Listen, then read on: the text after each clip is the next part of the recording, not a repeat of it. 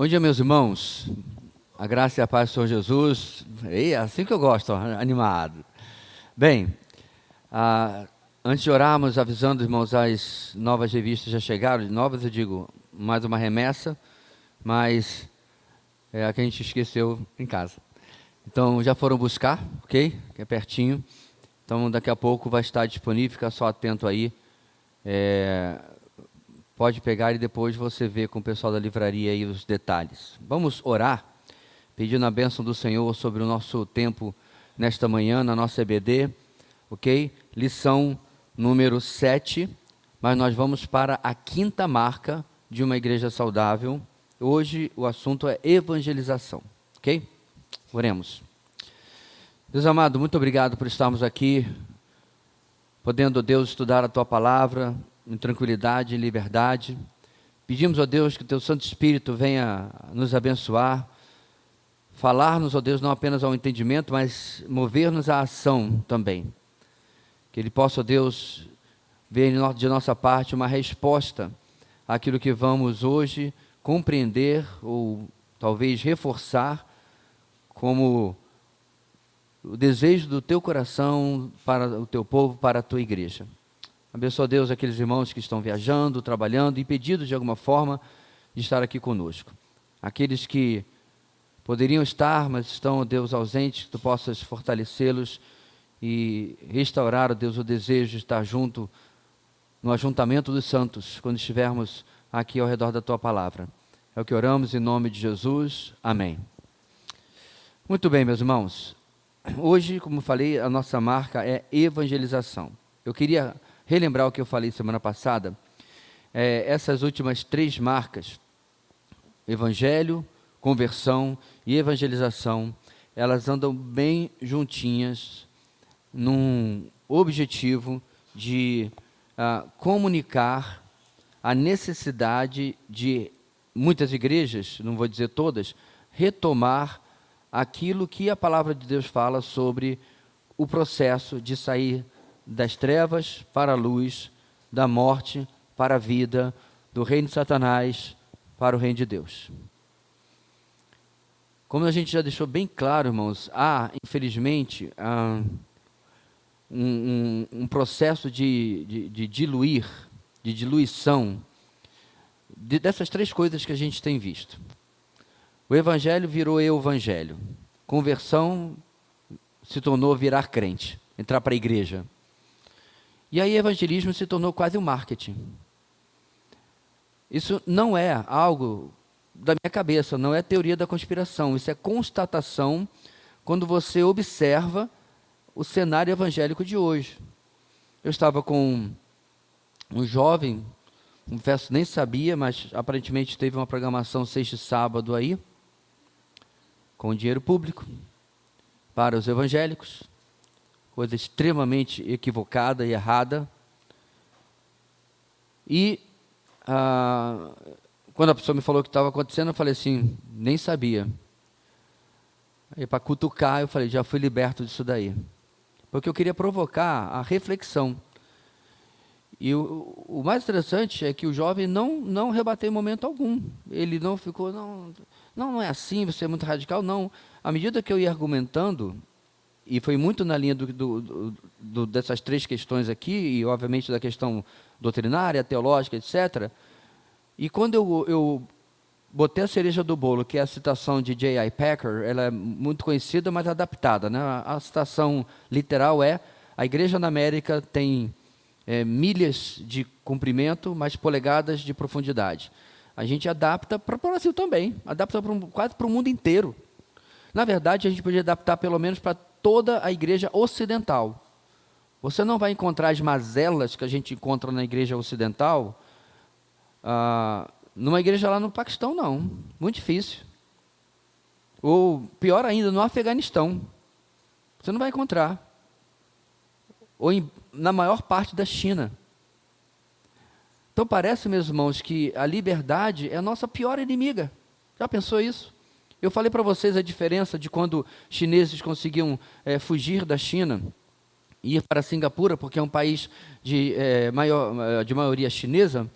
a língua franca é inglês, porque era um porto do Império Britânico, mas todo mundo fala chinês, que é dessa origem.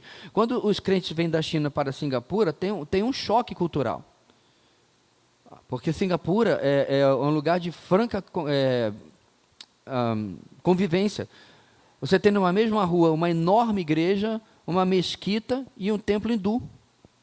Sério, é uma coisa interessante. Que bom, estão em paz lá, cada um na sua, cada um no seu quadrado.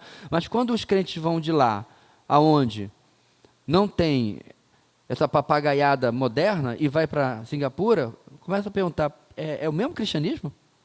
É a mesma coisa?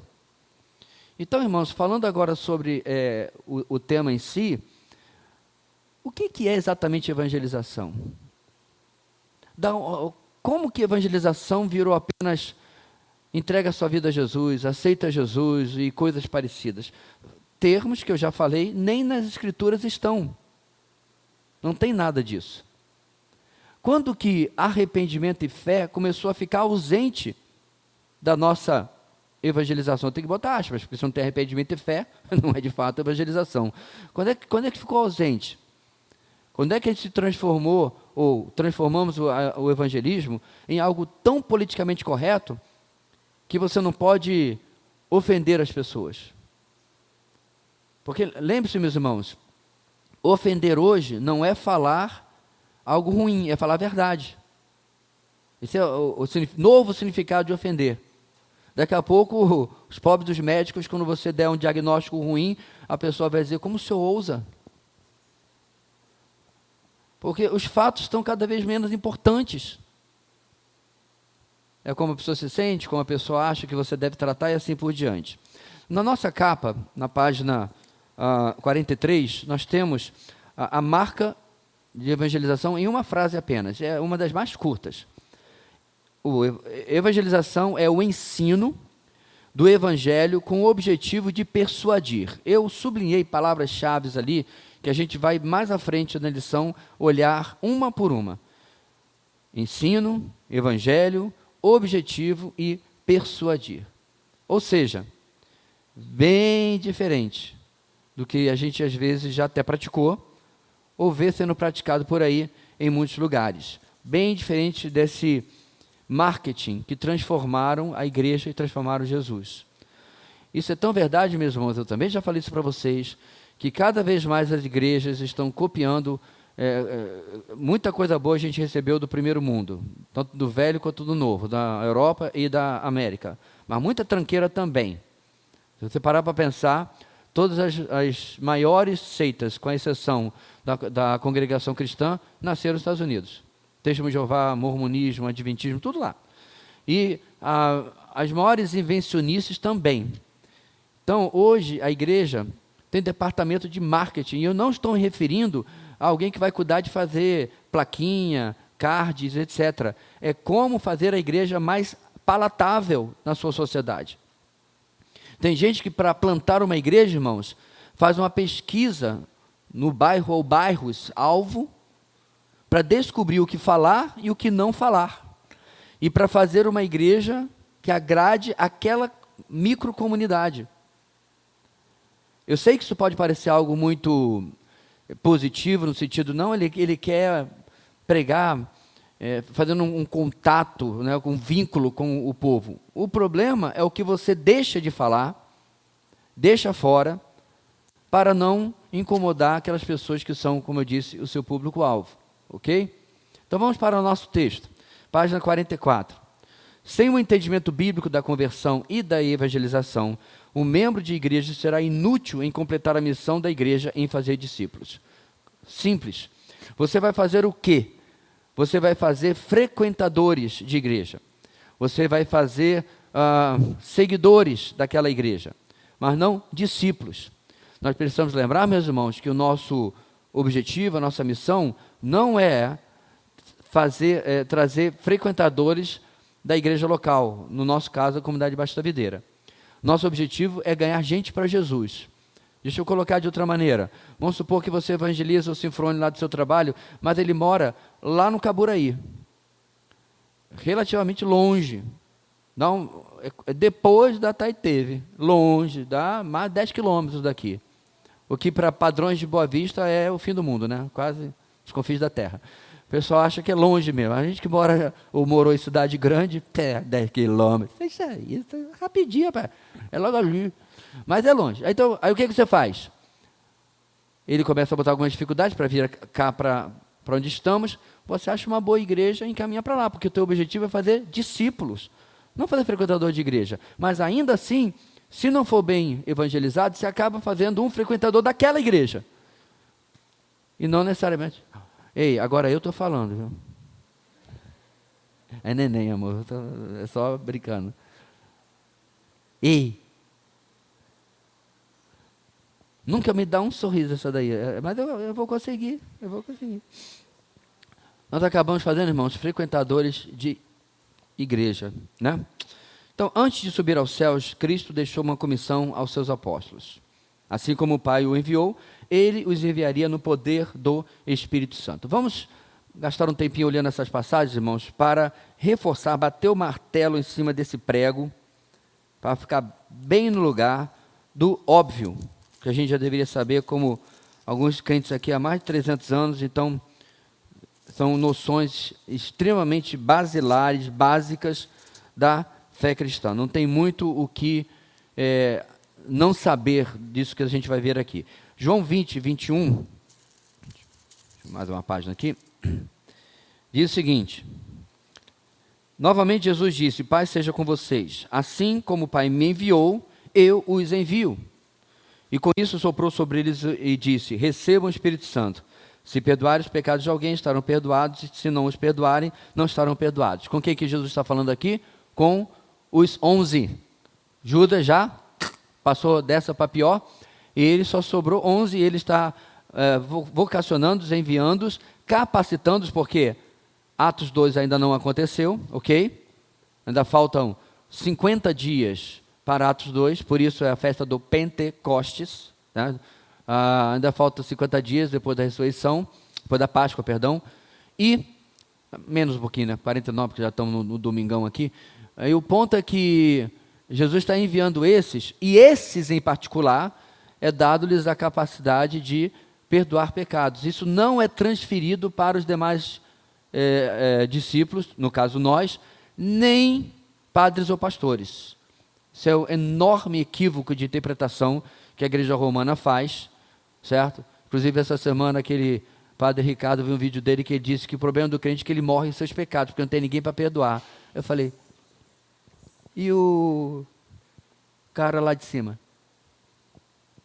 Tremendo equívoco, porque a palavra de Deus é clara que nossa confissão de pecados é direto para Deus por meio de Cristo, certo? Bem, então ele deixou o poder do Espírito para pregar o Evangelho a toda criatura, Marcos 16, 15, vira um pouquinho aí se você estiver acompanhando. Também um texto para lá de clássico, para lá de conhecido, ok? E disse-lhes, vão pelo mundo todo e preguem o Evangelho a todas as pessoas. Texto extremamente conhecido. E serem testemunhas até os confins da terra. E agora já é às vésperas do Pentecostes, Atos 8, 10 dias antes para ser mais preciso, ok? Porque Jesus já tinha estado com eles 40 dias. E aí também texto muito conhecido. Mas receberão poder quando o Espírito Santo descer sobre vocês, e serão minhas testemunhas em Jerusalém, em toda a Judéia e Samaria, e até os confins da terra. Debaixo da autoridade do nome do Messias ressurreto, deveriam pregar arrependimento para remissão dos pecados. E agora a gente volta um pouquinho para trás, outro livro com Atos de Lucas, capítulo 24, versículo 47.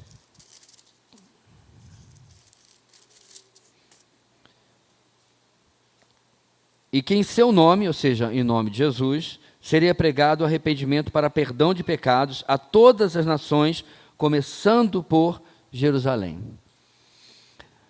E aí o texto continua na nossa vista, fazer discípulos, batizando o nome Trino e ensinando a guardar todas as coisas que Cristo tinha ordenado. E nós encerramos com o nosso texto mais clássico disso tudo, que é, obviamente, Mateus capítulo 28.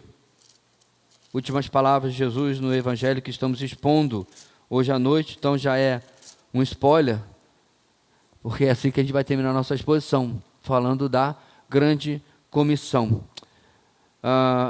Então Jesus aproximou-se deles e disse: foi-me dada toda a autoridade nos céus e na terra. Portanto, vão e façam discípulos de todas as nações, batizando-os em nome do Pai, do Filho e do Espírito Santo, ensinando-os a obedecer a tudo que lhes ordenei. E eu estarei sempre com vocês até o fim dos tempos. Meus irmãos, essa comissão de proclamar o Evangelho é passada dos apóstolos a nós, a toda a igreja, já que a presença de Cristo acompanha a comissão todos os dias até o fim dos tempos. Apóstolos, evangelistas e pastores possuem encargo especial em proclamar as boas novas. Porém, seria errado pensar que a ordem evangelística foi dada somente a eles. Por que a gente está falando disso, irmãos? Porque de fato existe, não é uma coisa muito comum, mas existe uma minoria que acredita que a ordem de pregar o evangelho era exclusiva dos apóstolos. É só ler a Bíblia, né, irmãos? Você já tem, por exemplo, Filipe, que era diácono e chamado de Filipe o evangelista, não é o apóstolo Filipe, ok? Que lá está evangelizando tanto Samaria, como depois o eunuco etíope, no caminho que desce para o sul. Então, onde o pessoal tira que é só os apóstolos? Simplesmente não faz sentido nenhum, não bate nem com a Bíblia e nem com a história da igreja. Não tem nem como pensar dessa maneira. Bem, em Atos 8 e 11, podemos ler que após grande perseguição, todos, exceto os apóstolos, foram dispersos, e que os que foram dispersos iam por toda parte, proclamando as boas novas da palavra, o evangelho do Senhor Jesus. Eles ativamente evangelizavam, mesmo diante do perigo da perseguição, bem como estavam sempre prontos para santificar a Cristo como Senhor no seu coração, estando sempre preparados para responder a todo aquele que pedir razão da esperança que neles havia, pegando uma parte do texto de 1 de Pedro 3, 15 e 16. Qual é a grande tirada, meus irmãos, para nós, dessa parte aqui? Quando você está em perseguição, e lembre-se, provavelmente com mulher e filho, fugindo da perseguição que começa depois do martírio de Estevão. E aí o texto fala que, pelo menos por um tempo, depois eu creio que eles voltaram uma parte para Jerusalém, todos foram dispersos, foi a primeira diáspora cristã, ok? Menos os apóstolos, eles permanecem em Jerusalém. O texto não explica do porquê deles se manterem ali. Provavelmente, para manter a coesão do pensamento cristão, eles tinham diversas conversas sobre tudo aquilo que estava acontecendo naquele tempo, como inclusive logo depois vai ter o concílio de Jerusalém, mostrando que eles de fato retornaram em parte para Jerusalém, aqueles que foram dispersos. Mas os que foram dispersos, irmãos, eles não foram procurando o seu bem-estar, né? Não está dando mais para a gente aqui, bora para Creta, eu soube que é muito bom lá, tem cada praia, tem boa pesca, bora lá montar uma vida. Não foram assim. O texto diz que, claro, eles devem ter tentado estabelecer a sua ocupação, aonde quer que foram, manter o seu sustento de vida, mas o texto enfatiza, por onde iam, eles faziam o mesmo que causou eles saírem de Jerusalém. Saiu por causa do Evangelho, eles continuam pregando o Evangelho, aonde quer que fossem. O meu destaque aqui, meus irmãos, que eu quero dar, além desse fato de pregar e mesmo debaixo de perseguição, é como que as atividades do dia a dia não interrompiam, não impediam a igreja, em Atos, de pregar o Evangelho.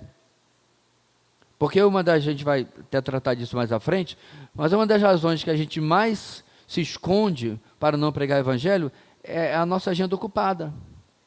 São as horas longas de trabalho. Eu não tenho a mínima ideia de quanto era a jornada de trabalho no mundo antigo. Eu não sei se era 6 por 1, né? Não trabalhava sábado, no caso.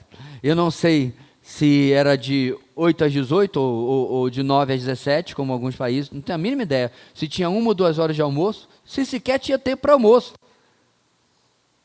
O fato é, meus irmãos, que eles arranjavam um jeito. Eles encontravam uma maneira na sua agenda, no seu corre-corre, de ter encontros intencionais para evangelismo. Eu estava pensando nisso hoje de manhã, enquanto me arrumava. Eu tenho semeado na vida de um conhecido, um colega. Agora, inclusive, botei um pedido de oração sobre ele e a mãe. Foram para Curitiba para operarem. Os dois já estão cirurgiados, estão só esperando um pouco, como tem umas técnicas mais modernas hoje, já estão liberados, só esperando alguns dias, já vão retornar. Ele é alguém que eu tenho, aos poucos, jogado a semente, né, e tal, mas eu preciso, em determinado momento, irmãos, eu estou dando spoiler da nossa lição, parar, né, tipo, olhar no olho e dizer, essa é a real, meu amigo. Nem que eu cante música das crianças, céu, inferno, é o que há, são dois caminhos para vocês. Porque como a pessoa vai escolher se ela não sabe o que tem que escolher? E eu estou me antecipando, porque a última parte da nossa frase inicial, persuadir alguém a tomar uma decisão, isto ou aquilo. Obviamente, meus irmãos, apesar de eu cantar musiquinha, ninguém vai botar o dedo na cara de ninguém falando, né? Ó, tem que tomar jeito, viu? Senão vai para o inferno, viu? Não. Mas as verdades, irmãos, que tem que estar no Evangelho e no evangelismo, se não estiverem, não termina em conversão ou em rejeição. Vai terminar num vácuo, onde a pessoa não sabe exatamente nem o que realmente aconteceu. Ok? Vamos para as nossas duas primeiras perguntas de discussão. Irmãos, as revistas já chegaram, se alguém não tem, pode procurar lá.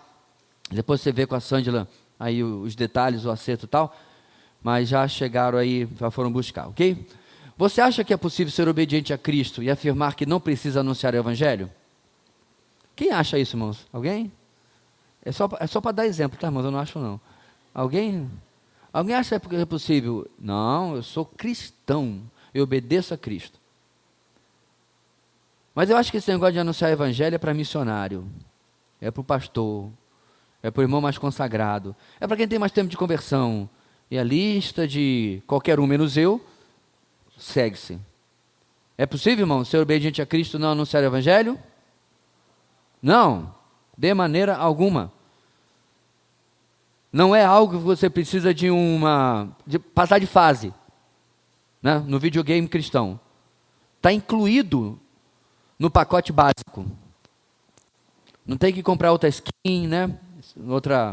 Uns adereços aí na loja do videogame para agora eu vou poder ir para essa missão nobre. Não, é agora. Eu até contei uma vez, não sei se os irmãos lembram uma história. Esse pastor pegou um cara recém-convertido, né? O cara tinha sido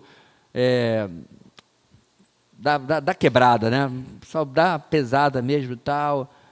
Aí foram evangelizar na praça. Queria logo cedo, poucas semanas de convertido, já queria botar o cara na ativa para não pegar, né, a omissão do pessoal da igreja. Essa é a ideia desse pastor. Pegar esse aqui e vou fazer um estudo de caso, um projeto com ele. Já vou botá-lo para evangelizar na praça comigo, para ver se eu consigo moldar diferente. Aí levou o camarada para a praça. E aí ele estava conversando com uma pessoa, o pastor, olha, continua aí que eu preciso resolver isso aqui. Alguma coisa o afastou, né? Quando voltou,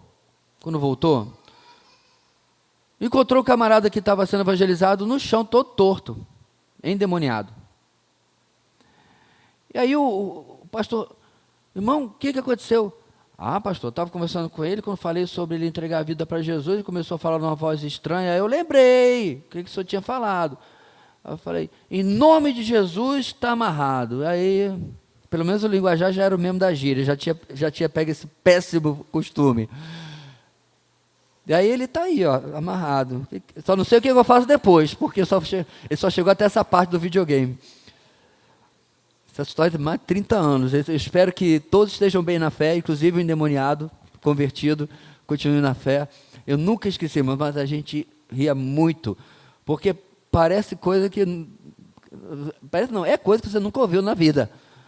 Mas perceba, na simplicidade dele, ele estava pregando o evangelho de forma legítima, ao ponto que, né, o demônio se incomodou. E falou, não vou perder esse aqui não. Não adiantou nada, perdeu da mesma maneira. Então, não é uma opção. 2, liste alguns motivos por que devemos evangelizar. Ok, pode me dar? Vamos 2. Por que devemos evangelizar, irmãos? Oi? É uma ordem. Manda quem pode, Não é uma sugestão. Olha, se vocês tiverem tempo, se vocês acharem que é o seu chamado, se você se sentir confortável, se você já achar que sabe o suficiente, não tem nenhuma dessas opções. É uma ordem. É uma ordem que vai se concretizar de formas diferentes na vida de pessoas diferentes. Para alguns, é para o meu amigo da mesa do lado na repartição, com quem já estou prestes a me aposentar e trabalho 30 anos do lado dele. Esse evangelismo está em banho-maria há 30 anos e o camarada não ouviu ainda de mim. Na vida de alguns vai se caracterizar em ir para Katmandu, ou na Conchichina, ou para os índios, entende?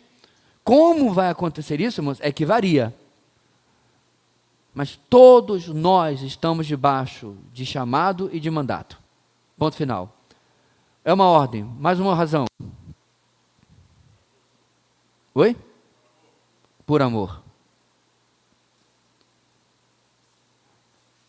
Essa semana, vocês viram as chuvas lá no sul de Minas, né? Terrível. E eu vi uma cena, meus irmãos, inusitada. Um camarada pegou um drone de pulverização agrícola, né? Aquele enorme. Amarrou um tipo de cadeirinha, improvisou um tipo de cadeirinha, não sei bem exatamente como ele fez isso, com cordas e uma tira de couro, não sei, porque tinha, eu não lembro se eram 2 ou 3 pessoas, em uma ilhota de 5 metros assim, um pedaço de terra que sobrou no meio do rio, e o rio, ó, lancha ali, ia ser difícil. Aí ele desceu, foi com o drone dele e baixou, subiu na cadeirinha, levou até a beira e tá. Parece uma comparação besta, meus irmãos, mas isso é um bem de 100 a 200 mil reais. E o camarada fez o óbvio. Aquela vida é mais preciosa do que meu drone. Podia, por exemplo, sei lá, a pessoa se desesperar e desestabilizar o aparelho, ele cair no rio, lá se foi o dinheiro dele ou qualquer coisa parecida. Ou pior, né? A ANAC resolver processar o cara porque usou para outro meio. O ponto, meus irmãos, é que às vezes a gente contabiliza o nosso tempo, amamos mais. A nossa reputação, amamos mais. O que vão pensar de nós, amamos mais. E o que quer que seja, do que amar as pessoas. Para nossa felicidade, alguém, na minha e na sua história, não se incomodou com isso e nos amou. Todos nós, meus irmãos, aqui presentes, que conhecem a Cristo como Senhor e Salvador, somos resultado do amor de alguém. Pode, inclusive, ser de um pai e de uma mãe. Verdade. Mas somos resultado do amor de alguém.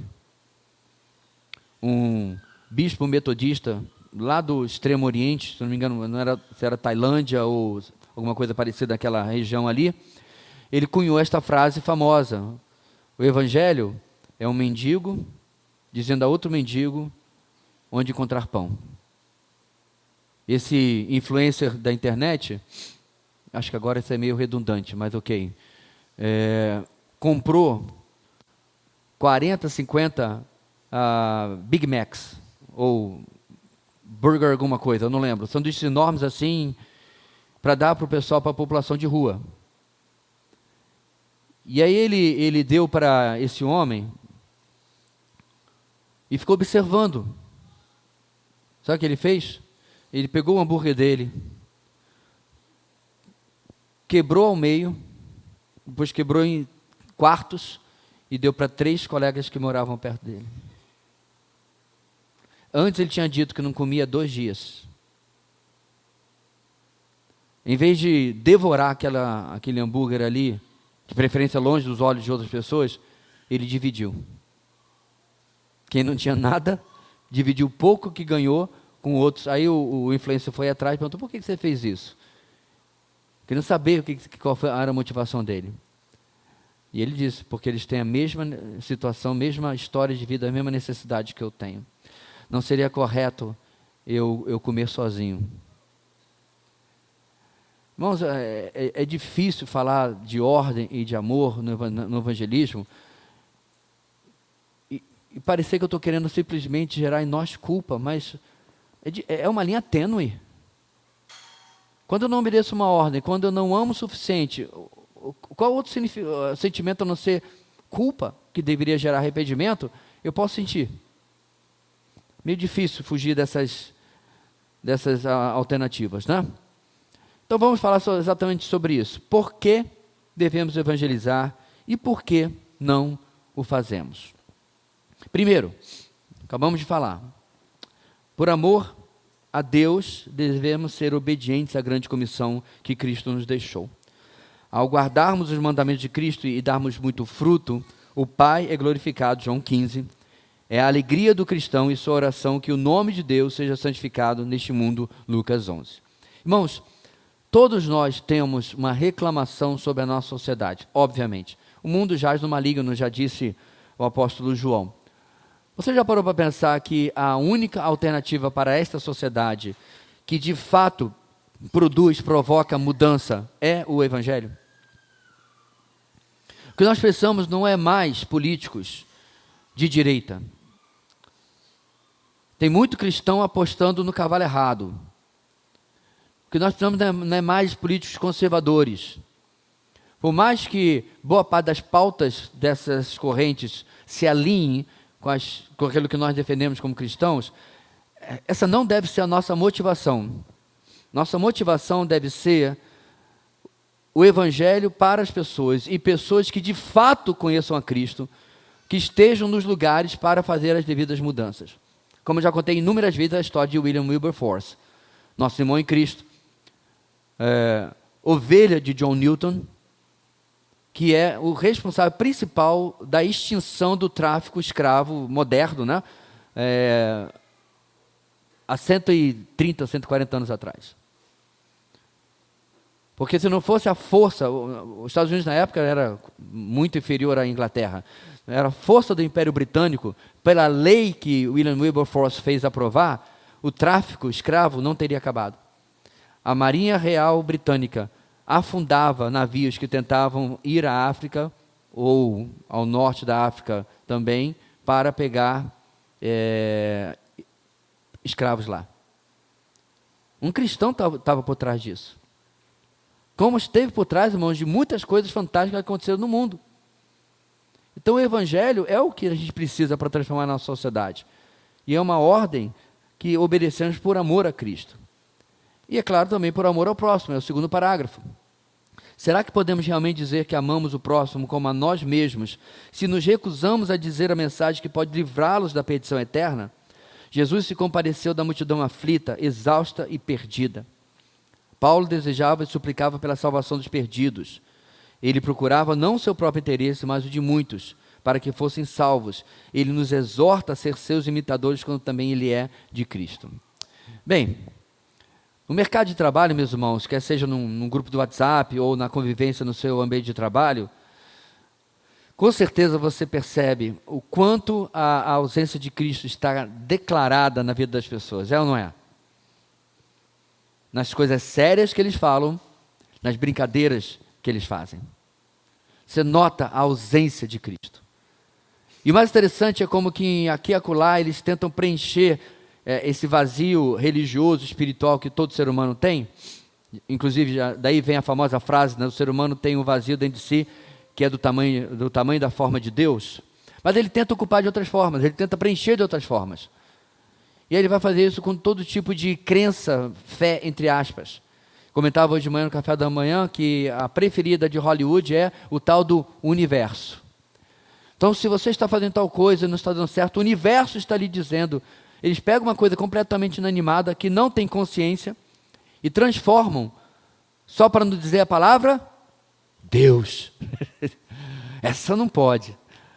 Só um parênteses, irmãos, eu achei curioso no programa que estou assistindo, que eles estão no universo isso, universo aquilo, e o universo forma um campo para lhe conduzir para as melhores decisões. E eu estou vendo aquela marmota, campo o quê? Agora tem campo de força do universo? E aí tinha, o irmão sabe como na América, essa questão de branco, negro, é extremamente polarizada e é uma guerra eterna que nunca se resolve, né? Especialmente quando se quer reforçar essa narrativa. E aí quando estavam só dois negros juntos, um paciente e uma terapeuta, eles comentaram do tal do campo que o universo coloca para nos conduzir na vida. Aí o paciente falou assim, Você sabe que isso aqui, o é o branquelo, né? Ele falou, é Jesus, né? Aí a terapeuta, isso aqui é o símbolo, irmãos, de poder negro na narrativa americana. Meu ponto, meus irmãos, é que aí pode falar de Jesus. Sabe por quê? Não pode criticar quando faz parte da cultura, no caso da cultura negra. Ô paizinho complicado, senhor. Graças a Deus por essa mistura doida que a gente tem aqui no Brasil, quem está longe dessa paranoia toda. Mas o ponto principal é que, se tivesse sido o outro ator branquelo, que tivesse falado da mesma coisa, aí o mundo cai na cabeça dele. Você vê, meus irmãos, até Jesus está seccionado. Fora isso é o universo. Saturno não tem me falado nada ultimamente. Aparentemente eu não estou muito bem com esse tal do universo. Júpiter é calado. Nunca ouvi nada de Plutão. Deve estar deprimido, né? Porque ele foi reduzido da categoria de... Ele não é planeta, então foi reduzido. Então, irmãos, como que eu vou ver as pessoas perdidas no ambiente de trabalho, eu conheço nessas noções? Você já teve colega de trabalho que ficava todo dia falando de coisa de horóscopo? Eu já conheci uma pessoa assim. Eu trabalhava no banco, a pessoa chegava assim, hoje a gente tem que tomar cuidado, porque não sei o que, da ascendente de e tal. Aí eu era adolescente, mas eu ficava pensando, ela já parou para olhar o outro jornal? Porque no outro jornal está tudo bem. O horóscopo, é só comprar o jornal certo, porque aí o horóscopo vai mudar. E você vê, meus irmãos, uma pessoa perdida em suas crendices e superstições. E tantas outras coisas, né? Então, muitas vezes somos omissos em nosso papel, apesar dessa realidade ao nosso redor. É normal ouvir as seguintes desculpas. Vamos lá, irmãos. Letra A. Vai causar problemas. Racionalizamos dizendo que, se proclamarmos o Evangelho aos nossos familiares, amigos ou colegas de trabalho, causaremos algum problema ou desentendimento. No fim, tentamos preservar nossa reputação à custa do destino eterno do nosso próximo. Precisamos entender que o sofrimento pelo nome de Cristo é algo normal na vida cristã. E poder sofrer e ser perseguido pelo nome é fonte de alegria e bem-aventurança. Então vamos lá, meus irmãos. Essa desculpa, ela é irreal? Pregar o evangelho não causa problemas? Nos relacionamentos? Causa ou não? Causa.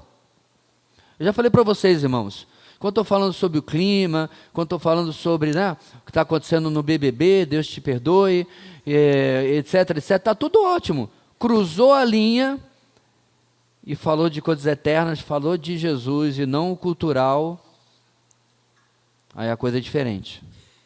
A coisa muda drasticamente no relacionamento. Agora, eu preciso abrir um parênteses aqui, meus irmãos, importante. Infelizmente, às vezes, causa-se problemas entre amigos, familiares, pela maneira com a qual nós queremos falar de Jesus. Ok? Enfiando goela abaixo, de cima de um pedestal. O grande problema, meus irmãos, que eu vejo na abordagem que as pessoas têm com incrédulos, são os extremos. Ou somos extremamente verdade, o que acaba não sendo de fato verdade, ou somos extremamente graça, o que de fato não é graça. Vocês entendem o que eu quero dizer? Ou a gente começa a jogar nas pedras da verdade em cima da pessoa, o que você está ajudando exatamente? O que você está de fato comunicando? Olha esse teu comportamento, é por isso que Sodoma e Gomorra? Oxe. Olha, você que está aí blasfemando o evangelho, você sabe o que aconteceu com Herodes? Foi comida de bicho, ó. Aí você joga em cima da pessoa mais motivos para não lhe ouvir do que o contrário. Mas é claro, irmãos, essa não é a verdade. E aí essa aqui também não é a graça, aquela que diz assim, olha, Deus tem um plano maravilhoso para a sua vida. O pensamento, a ideia, a possibilidade para Deus de estar no céu sem você. fez quase ele fazer terapia, porque ele ficou muito triste, porque você não estava lá. Aí ele mandou Jesus.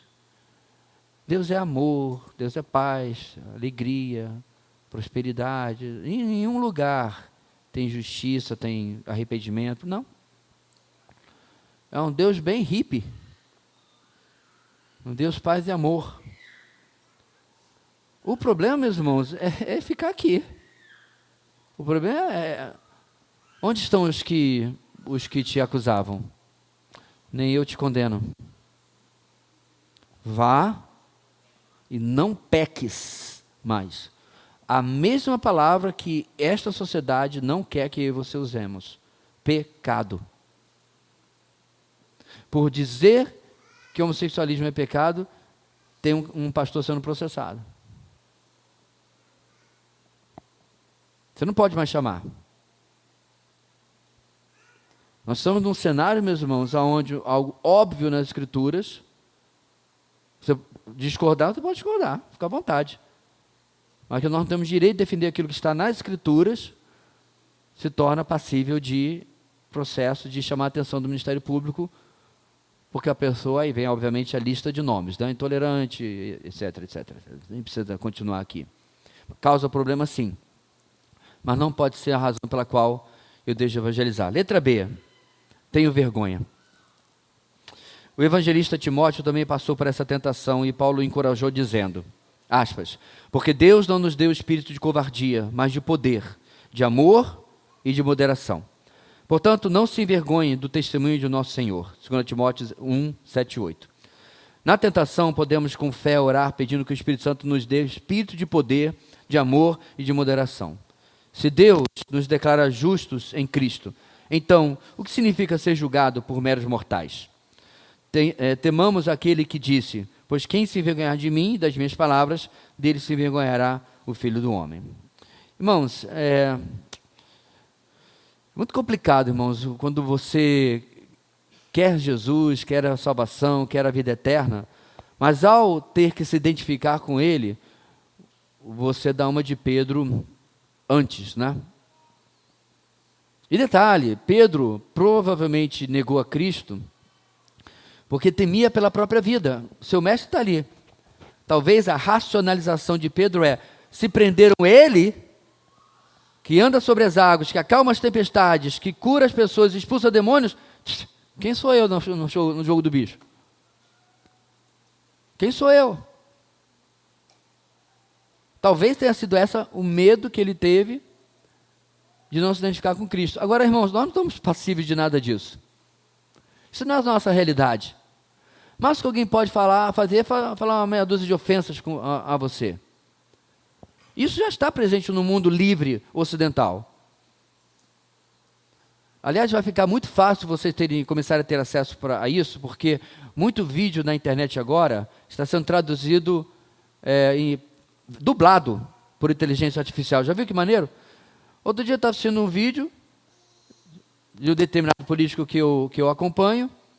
Aí ele começou em inglês, eu falei, que história é essa? Esse fulano fala inglês? Eu não sabia que ele falava nem brasileiro direito, quanto mais inglês. Aí vem embaixo, traduzido por Meta AI, falei, porque como o meu celular está em inglês, ele já pressupõe e traduz os vídeos em português para inglês. Eu suponho que vai fazer a mesma coisa, ou já está fazendo com vocês, né? Vídeos em inglês vão ser traduzidos para português. Por que eu estou fazendo essa volta toda? Começa a prestar atenção no que está acontecendo na Inglaterra. O mesmo país, já falei, que nos deu George Whitefield, John Wesley, Charles Spurgeon, Charles Wesley e tantos outros, John Newton, William Wilberforce. Nossos irmãos estão sendo atacados na rua por pregar o evangelho. Repare, você pode subir no banquinho e começar e fazer toda aquela, deixa eu dar o adjetivo para lá, e tal, ninguém vai lhe incomodar. Mas se você subir no banquinho e começar a pregar salvação em Cristo Jesus, batata, logo aparece alguém. Você tem que parar de incomodar as pessoas. O outro lá não estava incomodando, não? E assim, ontem eu vi um vídeo, em que a policial estava tentando convencer 8 muçulmanos de que o camarada pregando o evangelho tinha direito à opinião dele. E eles estavam dizendo para a policial, achei até a moça com muita coragem, né? Também era policial, mas ela não é a prova de nada, de agressão, qualquer coisa, porque eles estavam, assim, cara, 60 centímetros dela, bastante ofensivos. E eles falaram que ali era a região deles. Que região deles? É uma rua pública. Mas estão tomando conta. E nosso irmão, com muita coragem, confesso, resolveu botar o banquinho dele no meio de um distrito cheio de muçulmanos e pregando o evangelho. Usando sua liberdade de expressão. E está sendo atacado. Então, será, meus irmãos, que isso não me envergonha? Não precisa levantar a mão, não. Você teria coragem de comprar aquelas caixinhas de amplificadoras assim, desse tamanho? Né? Vende na AliExpress, na Shopee. Desse tamanho. Um microfone como esse, mais baratinho, que isso aqui não é, e tal. E ali para...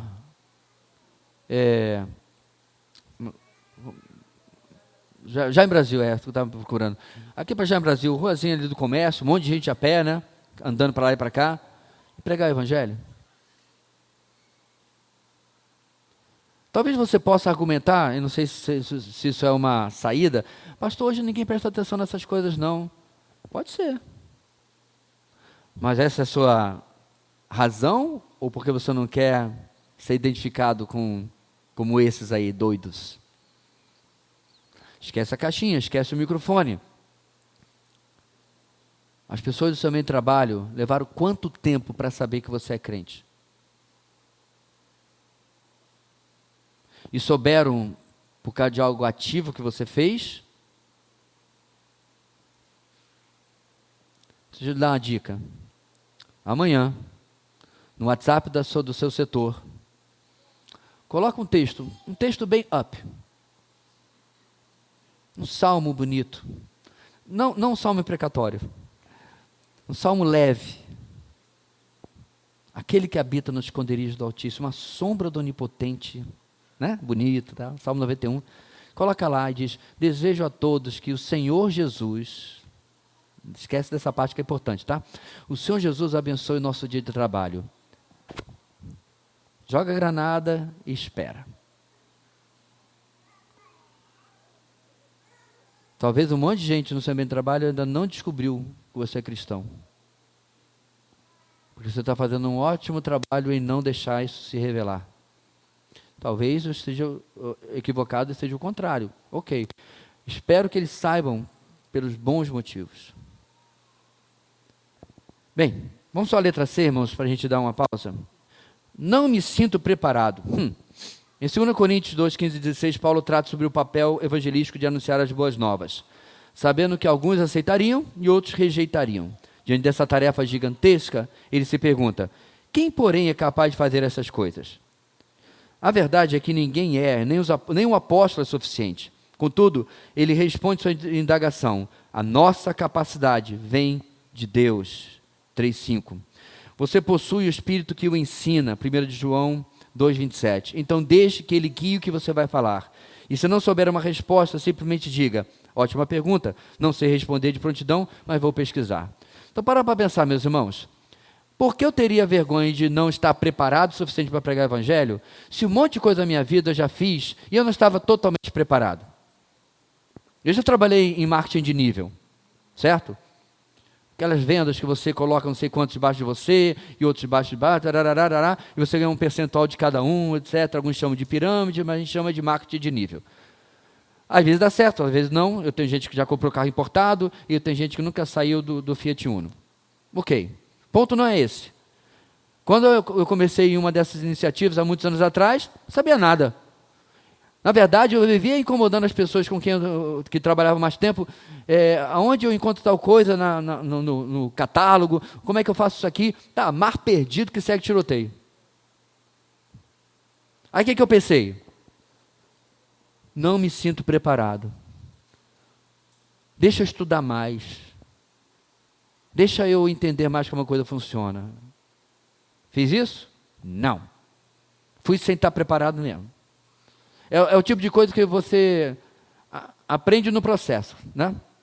Aprende enquanto vai quebrando a cara e vai fazendo e tal. Até porque não tinha ninguém para me demitir, o negócio é você mesmo. Então, fiz certo, fiz errado, o pouquinho que eu ganhava caía na minha conta. Aí quando chega no Evangelho, meus irmãos, eu preciso de seminário. Pastor, faz um curso de evangelização. Nada contra, meus irmãos, algumas iniciativas, como tem vários, né? Leis espirituais, evangelismo explosivo, que é você pega uma granada, põe na mão da pessoa e diz, aceita Jesus, você morre. Não, não é não. Não é isso que é evangelismo explosivo, não. Tem várias dessas iniciativas que são até interessantes. Mas, irmãos, um pastor há muito tempo atrás falou para mim, eu queria ter a estatística de quantas pessoas fizeram esses supostos cursos e, de fato, evangelizaram. Porque senão é mais um diploma na minha gaveta, mais um certificado na minha gaveta, e eu continuo repetindo a mesma desculpa. Ou então eu pulo para a próxima, né? Porque agora eu estou preparado. Agora eu estou certificado, evangelista. Mas e aí, irmãos? Eu já falei várias vezes, irmãos, e eu posso dizer isso particularmente verdade em relação a esta igreja, que perto das pessoas do seu trabalho, perto das pessoas da sua família, e até perto de alguns irmãos que estão aí sendo, enfim, estão se patinando em determinadas igrejas por aí, você é uma sumidade. O conteúdo, irmãos, bíblico, doutrinário, teológico, que nós já cobrimos aqui, só em nossa EBD, é superior ao que muita gente vê, inclusive em primeiro ano de seminário. Eu não estou sendo exagerado, não é hipérbole, é realidade. Alguns meses atrás nós terminamos, eu nem lembro mais quantos, 76 aulas sobre doutrinas básicas. O básico aí já foi beleléu há muito tempo, né? 76 aulas. Aí eu pergunto, irmãos, eu estou com tudo isso aqui, eu vou fazer o quê? Ah, pastor, mas doutrina não é evangelismo. Aí que você se engana. Lembra que aqui, no finalzinho do nosso parágrafo, está dizendo assim, e se não souber uma resposta, porque pode ser que a pessoa faça perguntas que você não saiba. Você está evangelizando a pessoa para fugir do que você está falando? Eu não acredito na Bíblia. A Bíblia foi escrita por homens. Deus tentou usar os chimpanzés, mas eles não estavam disponíveis, então... Tem várias respostas que você pode dar para essa pessoa, não essa atravessada, tá? Essa é brincadeira, tá? Já tinha gente anotando, sério, não pode. Não. Apaga o do chimpanzé. Esse é explosivo mesmo. Uma das respostas simples é, mas meu querido, todos os livros foram escritos por homens, e nem por isso você deixa de fazer sua faculdade, de seguir o seu autor preferido. Claro que essa é uma resposta ainda incompleta, porque você tem muitas outras coisas. Quer aprender sobre defender as Escrituras, irmãos, e a sua legitimidade? Vai no nosso canal e pega a mensagem sobre sola Escritura, ok? 3 anos atrás, aproximadamente, nós tivemos uma série das 5 solas, e uma delas foi sola Escritura.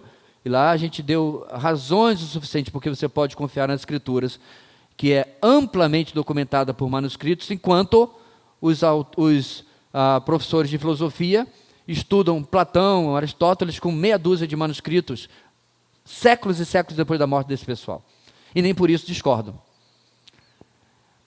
Quando meus irmãos, quantos séculos depois do encerramento do último livro da Bíblia, nós temos o primeiro manuscrito? Alguém lembra? Não é séculos, é décadas.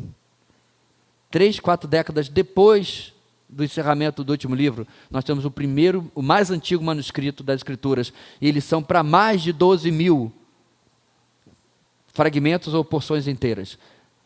O Novo Testamento, as Escrituras em geral, é o documento humano mais documentado da história da humanidade. Então, essas são as respostas que você tem que, claro, depois responder a pessoa, mas seu papel, irmãos, não é discutir as dúvidas dela. Nós fomos chamados para pregar o Evangelho. Se ela começa a trazer oposições, isso vale, irmãos, inclusive para conceitas. Não fique discutindo com o Testemunho de Jeová, doutrina, heresia de Testemunho de Jeová. Isso você faz se, por exemplo, ele começar a defletir para lá. começar a desviar para lá. Mas seu papel é pregar o evangelho. Eu vou terminar com isso. Vocês lembram da história do jovem e do adolescente na porta da minha casa, certo? Literalmente na porta da minha sala, porque eu não tinha varanda ainda,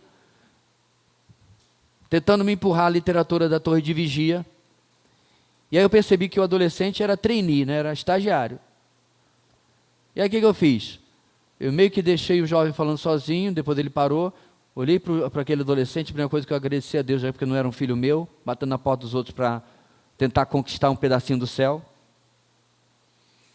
tentar pelas suas obras agradar a Jeová para subir, né? Para a eternidade. Foi o primeiro pensamento que me veio. Mas eu lembrei, meus irmãos, de Jesus quando olhou aquele jovem totalmente perdido. O que o texto diz? Jesus o amou. E eu preguei o evangelho, mas eu não falei em nome de Jeová nem um momento, nem torre, nem Russell, nem corpo governante. Em modéstia parte, eu sei bastante da teologia de Jeová, porque a estudo há mais de 30 anos. Falei nada disso. Falei para ele sobre o evangelho. Meus irmãos, os olhos, ele quase não piscava. Acho que ele nunca na vida tinha ouvido falar que Jesus o ama, morreu por ele, mas ele precisa arrepender-se dos seus pecados e entregar-se a Cristo. Esse que você tem que pregar. Agora, se tiver a oportunidade de debater sobre as Escrituras, sobre a criação, sobre a dignidade de Cristo, ok. Mas não há razão, meus irmãos, pela qual nós possamos dizer que não estamos preparados, ok? 5 minutos. Nós já tornamos aqui na letra D. Bem, irmãos, continuando aqui, ainda falta a letra D, letra E. Por que não evangelizamos? Temos outras prioridades, né? Toca um pouquinho naquilo que a gente falou agora há pouco. A vida moderna é frenética e certamente há períodos mais atarefados, mas a agenda do rei não deve ser abandonada por causa de nossos cronogramas. E muitas vezes temos sim tempo disponível, mas preferimos usá-lo no excesso de lazer, em entretenimento, nas redes sociais. Questões eternas devem ter primazia sobre questões efêmeras. Irmãos, a verdade é que depois que nós terminamos aquilo que temos que fazer, trabalho, tem opção, né? Tem que estar lá até onde tem que sair e acabou. Raramente a gente está disposto a negociar o resto do tempo que nos sobra. Se você seguir uma jornada de trabalho típica, são 8 horas por dia. É 1/3 do seu dia. Sem contar que no meio você para comer. Em alguns poucos casos, que mora pertinho de casa, ainda dá uma cochilada para voltar. Eu tive esse privilégio que durante muito tempo, minha esposa saía meio-dia do trabalho, chegava meio-dia e 5, era na mesma rua. A gente almoçava e capotava. Dava 15 para as 2, ela acordava, lavava o rosto e ia para o trabalho de novo. 5 minutos, estava lá, menos que isso, na mesma rua. Então essas coisas são incluídas no nosso dia. Somando tudo, você tem 10 horas, às vezes, já programadas para você. Sabe qual é o nosso desafio, meus irmãos?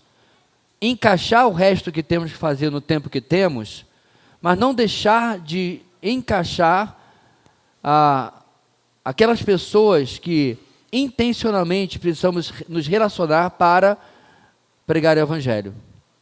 E olha só, isso pode ser feito de uma maneira bem informal, convidando para um lanche da tarde, convidando para um jantar, para um almoço de domingo.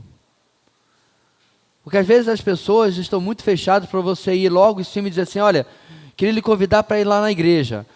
Geralmente ela responde o quê? Muito obrigado, eu vou sim. E não vai.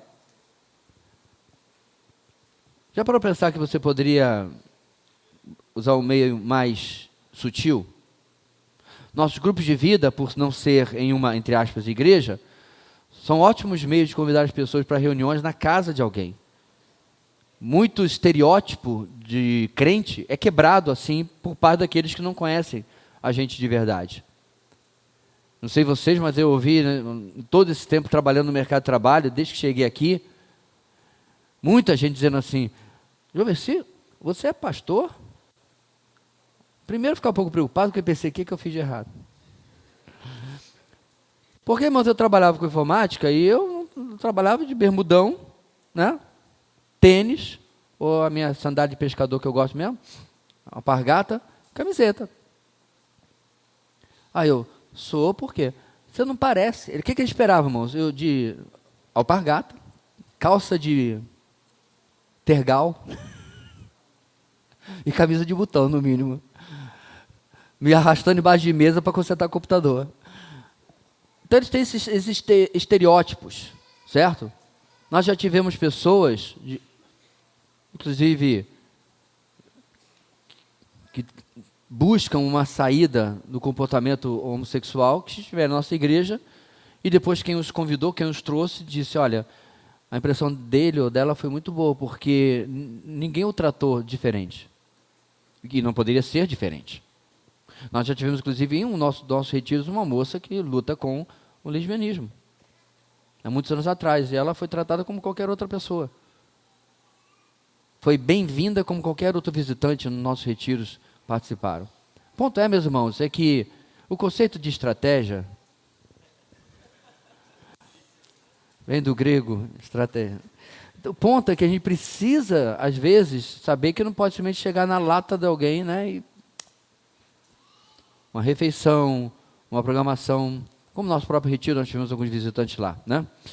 Mas temos que acertar nossas prioridades. A letra E é engraçada. Não conheço incrédulos. Onde é que tu mora? Isolamento talvez seja a desculpa mais comum para a falta de evangelização. É a justificativa preferida de cristãos maduros. Devemos, porém, reconhecer que Cristo nos enviou para ir e fazer discípulos e não esperar que eles venham. Então, precisamos tomar passos concretos para esse fim. Podemos evangelizar na rua, convidar pessoas do nosso prédio ou vizinhança para um estudo sobre quem foi Jesus. Aproximar-nos de funcionários de estabelecimentos que frequentamos a fim de convidá-los para ir a um culto da igreja. Pensar em interesses comuns da vida, da fase da vida, que poderia servir de ponte com incrédulos. Sejamos fiéis em nossa apresentação do Evangelho, mas criativos em nossas abordagens. Irmãos, eu reconheço que eu e alguns colegas meus, quando se trabalha de tempo integral, já tivemos esse questionamento. Quando eu trabalhava com informática, eu lidava com incrédulos todo santo dia. Então era extremamente comum eu conversar com atendentes, com pessoas, né? Eu desenvolvi a habilidade de apertar um parafuso com chave Phillips e evangelizar ao mesmo tempo, porque era o tempo que tinha, a pessoa perguntando, né? Eu ia dizer assim, agora eu não posso porque eu estou trabalhando, eu ia perder a oportunidade. Dava um jeito. E aí depois eu passei um período que eu não convia com absolutamente ninguém, todo o tempo. Isso era extremamente angustiante, mas eu tinha que criar momentos, possibilidades. Então alguém ia fazer um serviço na minha casa, pedreiros, etc. Aí esse não escapava de jeito nenhum. Fazia parte do pacote. Veio consertar uma parede da minha casa, trocar alguma coisa, vai ouvir do Evangelho de um jeito ou de outro, que não tinha como deixar passar, porque eu estava na seca, sabe? Já estava na fissura. Um bom vício, irmãos, falar de Jesus, se você quiser usar dessa maneira. E eu estava desse jeito. Obviamente, não é a realidade de praticamente ninguém aqui. Eu confesso, como que alguém pode usar essa desculpa? Eu não conheço incrédulos. Espera aí. Todo mundo no seu prédio, todo mundo na sua vizinhança, das casas ao redor, todo mundo no seu trabalho. Que país que você está vivendo? Eu sei que a gente supõe que tem 25%, 30% de evangélicos nesse país, tem lá minhas dúvidas, e os outros 70%? Então não se preocupe, meu querido, o problema não é se eu não conheço incrédulos, é se eu estou disposto a evangelizar este que eu conheço. Porque às vezes realmente é uma pessoa difícil, às vezes é uma pessoa complicada de se aproximar. Mas meus irmãos, ou essas são as pessoas que realmente precisam. Apesar de poder dar essa e outras desculpas, a realidade de que não queremos assumir é que, muitas vezes, não acreditamos ser o Evangelho o poder de Deus para a salvação. Pesado isso aqui, irmãos, mas é verdade. Não confiamos no Evangelho, em pregar o Evangelho só. E pensamos ser necessário fazer outras coisas, ou sermos crentes melhores a fim de ganhar as pessoas. Saber mais, falar de um jeito, usar essa estratégia ou outra. Crer que a palavra de Deus, no poder do Espírito, que traz o novo nascimento, nos liberta a proclamar o Evangelho e deixar os resultados com Deus. Na minha igreja nós tínhamos um irmão lá no Rio de Janeiro, que se converteu com uma campanha dos batistas brasileiros de 70 e blau. E essa campanha era simples, 4 palavras: só Jesus Cristo salva. Essa era a campanha da Convenção Batista Brasileira daquele ano. E a coisa pegou. E alguém pintou, passando na Avenida Brasil, você tem a entrada para a chamada Barreira do Vasco, e até a favela logo depois, e tem um paredão, né, um paredão mesmo assim, de pedra mesmo, né? Eu suponho que se não tivesse casos ali, alguém ia fazer extração de granito, alguma coisa assim, enfim. E alguns irmãos foram lá e pintaram em letras garrafais para todo mundo ver lá da Avenida Brasil, que é o principal via do Rio de Janeiro. Bem, era depois das que surgiram depois, mas na época era só Jesus Cristo salva. Sabe qual foi o primeiro efeito na vida dele? Revolta. Mas rapaz, só Jesus. Tome jeito. Como é que é isso aí? Esses crentes são muito cheios de si. Ele ficou revoltado por causa da palavra só. Quer dizer que ninguém mais no mundo tá bem, né? Só os crentes. Engraçado, né? Só sobra para a gente. Ninguém diz assim, só os católicos, não, só para nós. Mas, meus irmãos, Deus ficou na mente dele. Eu acho que ele foi atrás de despeito para saber, eu vou mostrar que isso aqui não é verdade. E uma frase simples.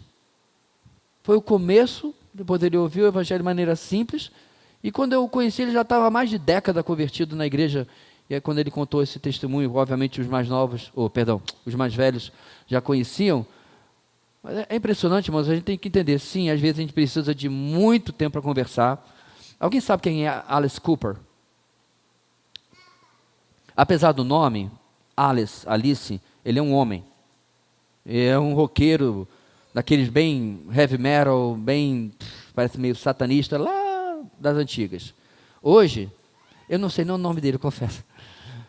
Todo mundo chama de Alice Cooper. Ele é nosso irmão em Cristo. E um dos evangelizadores de Alice Cooper foi R.C. Sproul. O saudoso R.C. Sproul, que faleceu há 3, 4 anos atrás. E foi um longo processo. Às vezes é assim, irmãos, a gente tem que quebrar as barreiras que a pessoa vai. Mas perceba, irmãos, você endereça a barreira quando você a percebe e a pessoa levanta. Mas seu papel, já falei, não é discutir heresia de seita, não é de ficar discutindo com ateu, é pregar o evangelho. Você precisa nascer de novo. Não foi isso que Jesus fez com Nicodemos? Chegou cheio, bom mestre, blá, blá, blá. Ele chegou para um debate teológico, um debate messiânico. Jesus olhou no olho do coroa e disse, você precisa nascer de novo. Aí ele começou a botar as barreiras. Como é que eu posso nascer de novo, sendo velho, tarará? Jesus começou a derrubá-las. E inclusive com bastante... Você é mestre de Israel e não sabe dessas coisas? Aí mexeu com brio. Então veja, irmãos, o evangelismo, a evangelização, não é uma coisa. Nasce naquela coisa, mas ela se expande à medida que você vai conversando com a pessoa. E mantendo, obviamente, a tranquilidade no processo. Qual desculpa você mais usa para evangelizar? Eu vou deixar essa pergunta apenas para você responder, diante do Senhor, tá? Qual desculpa você mais usa para não evangelizar? Tem uma que estava faltando aqui, meus irmãos, que é pura e simples preguiça. Acho que o autor da revista foi bondoso em não colocar aqui, né? Seria a letra F, não é isso? Letra F, pura e simples preguiça. Tenho mais interesse em fazer aquilo que me interessa do que gastar tempo com gente, né? Gente dá trabalho, é verdade. Inclusive você que está dizendo isso. Número 2, existem formas erradas ou incompletas de evangelizar? É o que a gente tem visto. Se você faz um marketing de Jesus ou promete coisas que Jesus nunca prometeu, você tem um amigo com crise no casamento, certo? Você promete que Jesus vai resolver os problemas do casamento, ou alguém com um filho doente, filho nas drogas, e você promete isso não é evangelismo. Você não tem autorização dada por Deus para prometer nada disso. Isso é evangelização errada, é incompleta. Obviamente, se você também apenas diz, Jesus te ama, Jesus vai te salvar. É engraçado, irmãos, tudo isso é verdade, mas não é toda a verdade. Porque há pessoas que para as quais elas vão dizer assim, eu sei, saudável. Nosso púlpito novo foi para a enfermaria, e esse aqui é a razão por que ele foi substituído. frouxo. O negócio aqui é frouxo, irmãos. Não aguenta, posso nem botar a mão que ele desce. E muitas vezes, meus irmãos, as pessoas vão ouvir você dizendo, Deus te ama. Amém. Aí te quebra. Vai falar o quê? Eu concordo com você. Então, mas é que Deus te ama, mas Deus é justo. Verdade. Amém. Concordo com tudo que você falar. Mas sem absolutamente nenhum entendimento. Porque você está incompleto, você não continuou explicando o que de fato é o evangelho para aquela pessoa. Bem, então falando nisso, 2, o que é evangelização? Evangelização é um ensino, anúncio, proclamação, pregação do evangelho, mensagem de Deus que nos conduz à salvação, com o objetivo, esperança, desejo, meta de persuadir, convencer ou converter. Está no livro de Stiles, página 30. Para alinhar nossa prática evangelística com as Escrituras, precisamos definir evangelização de acordo com a Bíblia. Max Stiles afirma que evangelização é um ensino do Evangelho com o objetivo de persuadir. Simples, não? Então vamos detalhar isso aqui, irmãos.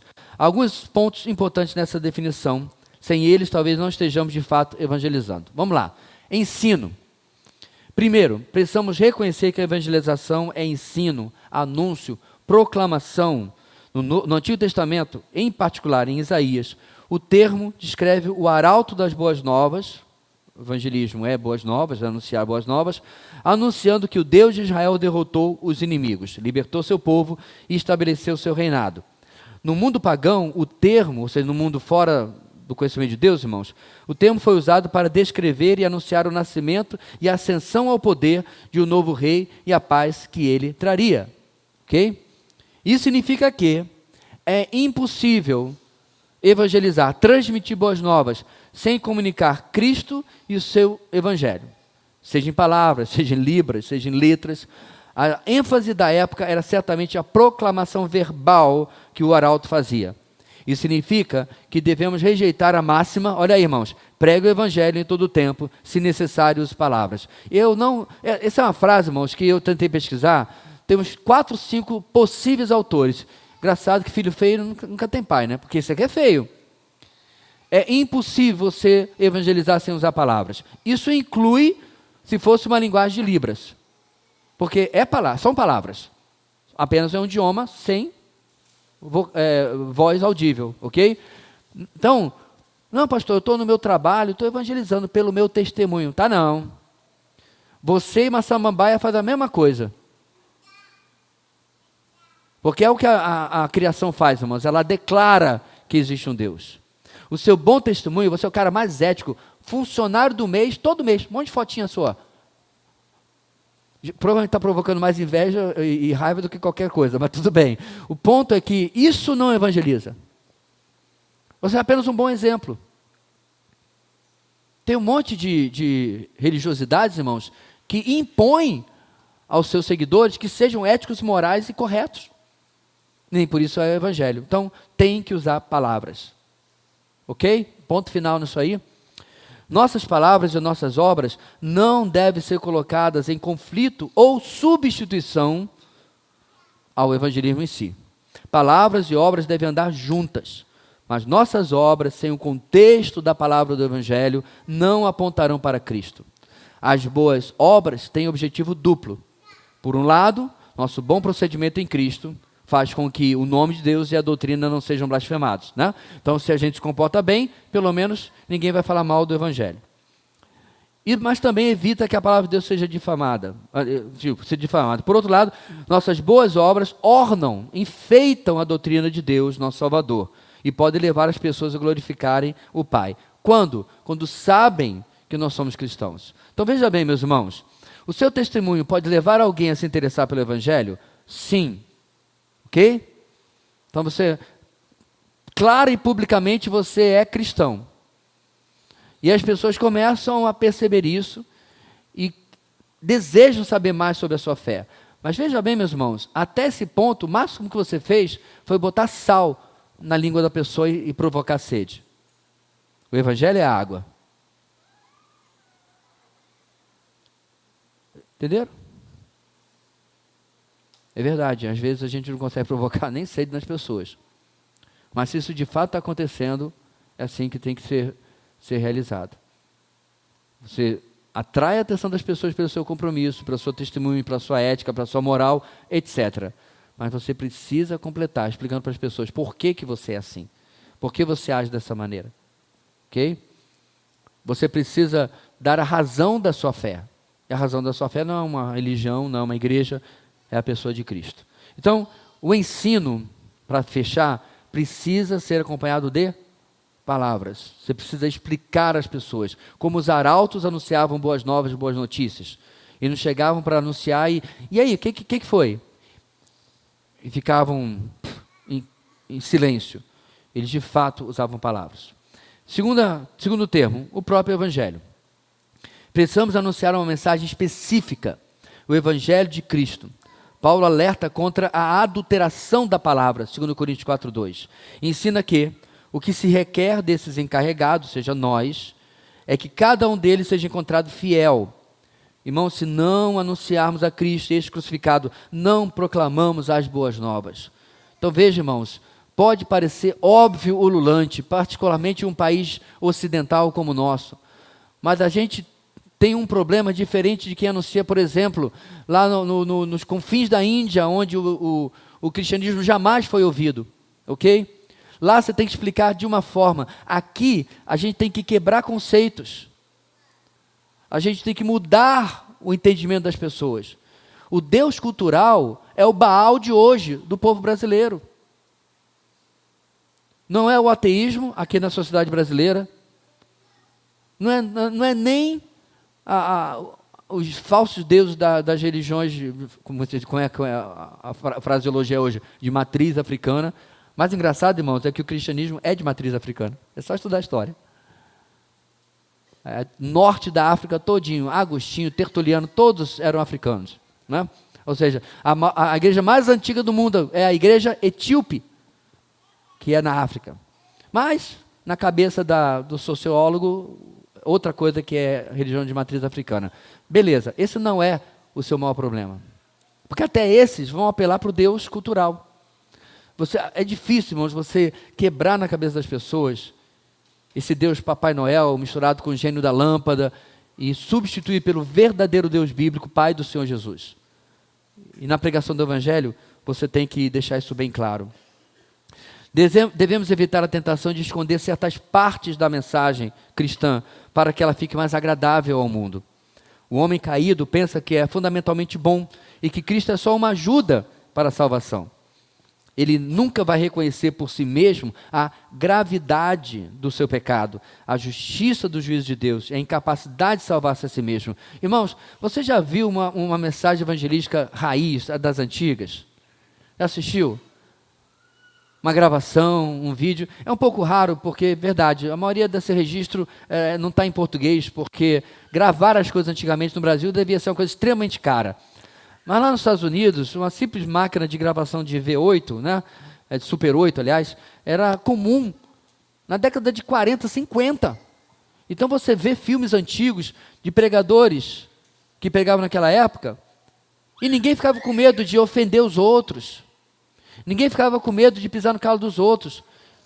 A mensagem era trazida com verdade e com graça, mas falava sobre condenação, falava sobre o inferno, e aí falava da cruz, o que Jesus veio fazer. E as pessoas se convertiam. As pessoas aceitavam a mensagem. Qual a diferença? Hoje a gente está tentando ajudar a consciência dos outros, mas na verdade a gente está atrapalhando. Em lugar de fato pregar o que elas precisam, o que elas precisam ouvir. Bem, além disso, o nosso testemunho pessoal também não é o Evangelho. Especialmente quando tantas vezes a ênfase não é a salvação, mas as bênçãos. Nossa vida deve apontar para Cristo, mas é a vida e obra de Cristo que são as boas novas. Também devemos tomar cuidado em não anunciar uma mensagem parcial, somente dizer Deus o ama. Não é anunciar o Evangelho. Certo? Aí a gente pode voltar lá na lição sobre o Evangelho para confirmar isso. Bem como usar argumentos apologéticos, argumentos de defesa da fé. Ok, mas não é o Evangelho. Estes podem ser úteis para derrubar algumas barreiras, mas precisamos chegar, irmãos, até a cruz. Em nada que saber entre vocês, a não ser a Cristo e esse crucificado.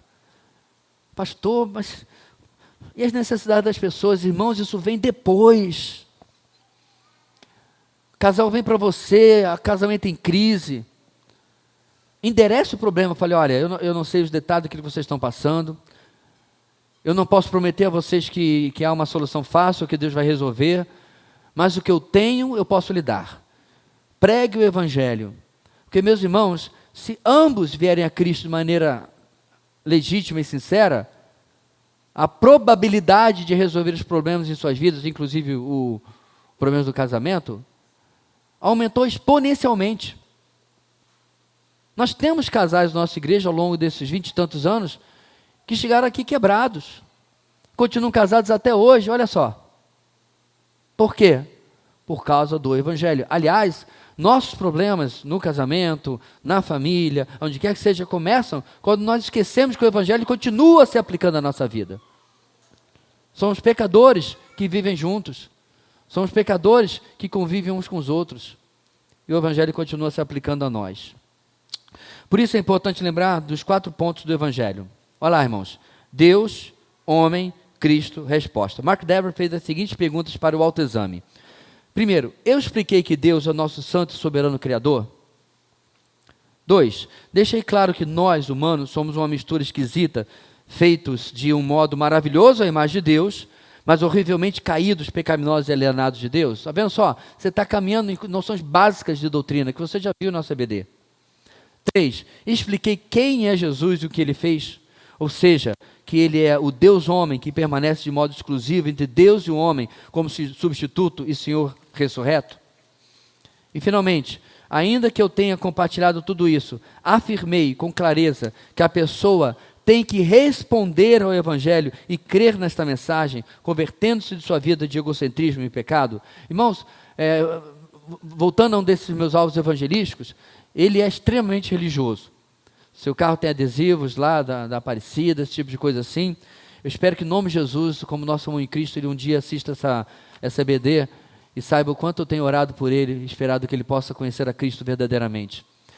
Então, veja, essas coisas básicas, basilares, fundamentais, baldrame, que eu acabei de falar aqui, ele não sabe. Ele não sabe por quê? Porque a fé, entre aspas, cristã que ele recebeu, é toda distorcida.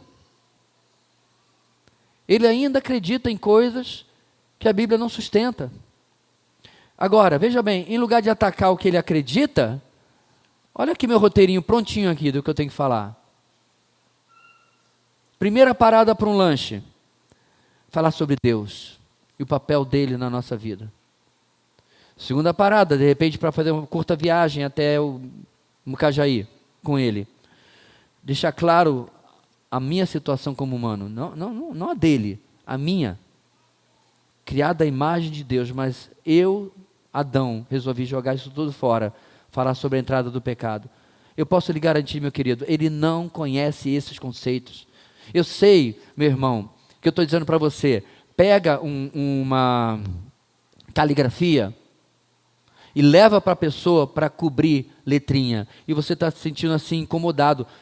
Pastor, mas ele vai ficar ofendido eu pedir para ele cobrir letrinha. Meu amigo, ele é analfabeto, espiritualmente falando. Você que está pressupondo, porque você ouviu falar Deus e Jesus, ou qualquer coisa parecida, você está pressupondo que ele é alfabetizado espiritualmente, mas ele é analfabeto. Calma, como você também foi, e eu. Todos nós estávamos perdidos nos nossos delitos e pecados, mas Deus, que é rico em misericórdia, pela graça, vocês são salvos. É isso que diz? Paulo não diz eles. Paulo diz aos Efésios, nós estávamos mortos nos nossos delitos e pecados. Essa noção precisa ser passada para o ser humano que não conhece a Deus. E qual é o nosso objetivo, irmãos? Terceiro, devemos lembrar que quando anunciamos o Evangelho, vida e mortes eternas estão em jogo. Não podemos apresentar as boas novas de forma fria e indiferente. Por isso, é importante lembrar o ponto 4 do Evangelho que vem logo depois, da resposta. falamos com o objetivo de que haja uma resposta da pessoa que nos ouve. Ter objetivo vai nos ajudar a manter perspectiva e postura corretas. Irmãos, muito crente gosta demais do culto evangelístico quando o pastor faz o tal do apelo, né? Mas os mesmos crentes, quando por um milagre evangelizam, é como levar a pessoa na beira da água, mas esquecer de dizer para a pessoa: e agora? Você vai beber ou não vai? Esse é o passo, irmãos, que você temos que aprender. Entregar a vida a Jesus. Arrependimento, a pessoa entender o que é pecado, arrepender-se disso e aceitar Cristo. Persuadir. Por fim, em quarto lugar, nosso alvo é persuadir. Mudar mentes. Nosso alvo, irmãos, é que a pessoa responda corretamente em arrependimento e fé. E essa resposta devemos esperar. Precisamos, como Paulo, ter ardente desejo no nosso coração de ver as pessoas virem a Cristo e devemos rogar que elas se reconciliem com Deus. Contudo, enquanto fazemos isso, não podemos nos esquecer de que é o Espírito que faz a obra. É bom lembrarmos que a evangelização não é fazer tudo o que pudermos para que uma pessoa tome uma decisão a favor de Cristo. E que tentar forçar um nascimento espiritual será tão ineficaz como se Ezequiel, está falando lá do texto dos vales de ossos secos, né? Houvesse tentado juntar os ossos de cadáveres para fazer uma pessoa. O que Deus falou para Ezequiel fazer, irmãos? Filho do homem, profetiza a esses ossos. Em outras palavras, pregue a esses ossos. Ossos secos, voltem à vida. Não foi o que Ezequiel fez? E aqui é que diz o texto, irmãos. Ele ouviu um barulho de osso batendo em osso, e o aparecer de juntas e de músculos e tal, se transformou num grande exército. O texto fala sobre a restauração espiritual do povo de Israel. É isso que o texto fala. Mas essa é uma visão, uma imagem do evangelismo. Eu prego, Deus faz a obra. Ou como se Nicodemos tentasse dar a si mesmo um novo nascimento no Espírito. Você precisa nascer de novo, mas quem faz nascer de novo é o Espírito. João capítulo 3. Assim, irmãos, devemos buscar persuadir sem colocar nossa esperança em nossos métodos ou em nossa habilidade, mas em Deus. Isso nos levará a buscar persuadir sem manipular. Não devemos manipular as emoções. Não devemos impor nossa opinião. Não devemos coagir uma resposta favorável. Devemos dizer às pessoas com honestidade que, se elas se arrependerem e crerem, serão salvas. Mas isso terá um custo para as suas vidas. Longe de nós escondemos a necessidade de tomar nossa cruz, vendendo a Cristo como um amuleto para a saúde e prosperidade. Deixemos a obra de convencimento com o Espírito. Então veja, meus irmãos, às vezes a gente ama tantas pessoas que a gente quer fazer mais do que deveria. E tenta de tudo quanto é jeito, e até às vezes se torna inconveniente, dentro da nossa casa ou com um colega de trabalho. Essa é a nossa tentação, entre aspas, boa. Bem motivada, mas que traz mais prejuízo do que ganha alguma coisa. Duas perguntas, irmãos. Qual das 4 partes da evangelização, ensino, evangelho, objetivo, persuadir, foi novidade para você? Qual dessas 4 partes você ouviu, não sabia, meio que sabia, mas você pensou: isso aí que tem faltado quando eu penso em falar de Jesus para alguém? 2, é possível evangelizar corretamente sem uma dessas partes? A resposta é não. Por quê?